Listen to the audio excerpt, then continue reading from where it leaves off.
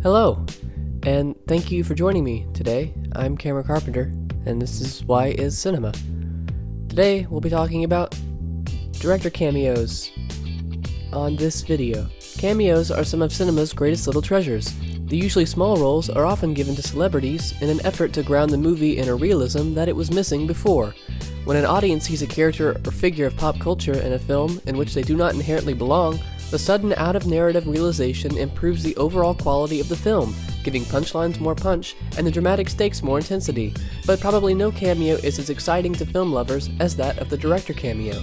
Today, we will be looking at the greatest director cameos and why they are so important to the medium. Unless I forget that part. No one expected Werner Herzog to direct Tom Cruise in a movie called Jack Reacher, but he did. The famous filmmaker and documentarian took the role of the evil The Zek and played him with laviness and sinister glee. The movie, a direct sequel to Herzog's previous films, The Punisher and Alex Cross, was a box office sensation, partly due to Herzog's casting of himself.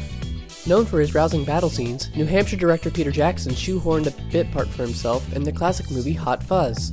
In the film, Jackson takes a step away from the camera to play a serial-killing Santa Claus, who is responsible for the death of the protagonist just 4 minutes into the film. Jackson plays the entire movie in a flashback after his scene, which has prompted many fan theories as to the legitimacy of the events in the narrative. I attempted to contact Peter Jackson on Twitter, but he wouldn't respond. I will keep you all updated.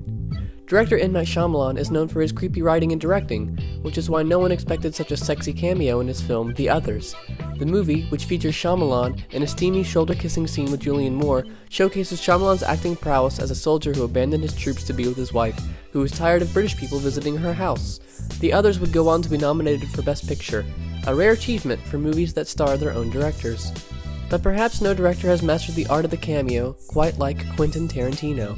His deft ability to cast himself in roles that only he could play is altogether astounding and only another credit to his massive, enormous talent. From Pulp Fiction to the classic Boondock Saints, Tarantino is a lumbering thrust of sheer presence and skill that greatly elevates his movies from Martin McDonagh ripoffs to examples of high cinema. That's all that we'll look at today, because I have to eat lunch at some point.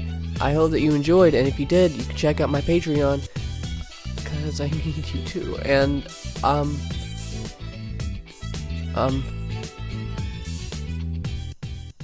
it's lonely in here.